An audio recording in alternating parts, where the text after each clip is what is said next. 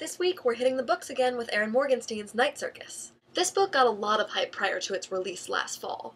In the post-Harry Potter world, publishers have sent out teams and teams of dogs sniffing out the next book that's going to make them as much money and publicity as J.K. Rowling. Night Circus might be about magicians, but it's not the next Harry Potter. I hate to break it to you, publishing world, but there is no next Harry Potter.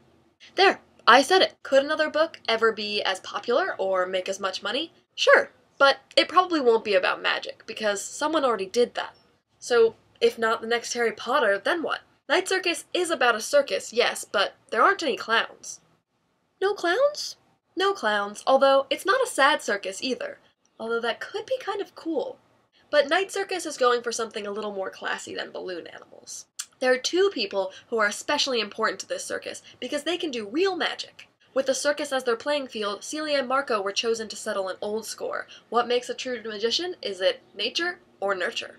Celia represents nature because she was born gifted, while Marco was nurtured by an endless supply of books. But apparently the ability to do real magic has fantastic sex appeal. Celia and Marco instantly fall in love.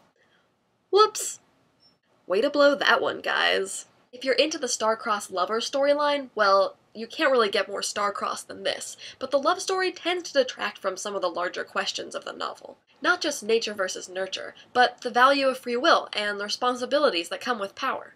Like, just because you're good at manipulation doesn't mean you should use it on everyone, because then you might never get the opportunity to truly connect with anyone at all. And just because you have a gifted daughter who might just be talented enough to make a better magician than a book-taught orphan, doesn't mean you should enter her in an extremely dangerous competition to prove it.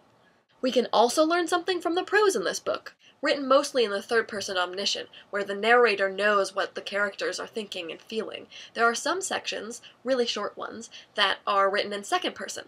In these sections, you get to be a patron in the circus who is going from tent to tent. Like this one, called Fates Foretold. In this one, you visit the fortune teller. These little fragments are not really about giving you a better experience of the circus, though. Though adjectives and adverbs sidle up close to most nouns in this book, it doesn't guarantee a rich textual experience. Sometimes grandiosity comes at the cost of finer details that might prove more descriptive. Like, Celia wears a dress that's made of every fabric imaginable, which sounds pretty grand, but I have no idea what it might be like to wear a dress made up of every fabric imaginable, the same way that I might understand what it would be like to wear silk or wool. Instead, these shorter pieces are more about showing how each tent is a metaphor for something that's happening in the plot. Fates Foretold speaks to the competition. Celia and Marco are fated because they are bound to the competition and the circus. But as the fortune teller says, the future is not set in stone. Can they magic their way out? This is the Night Circus, and thanks for watching Brave Little Books.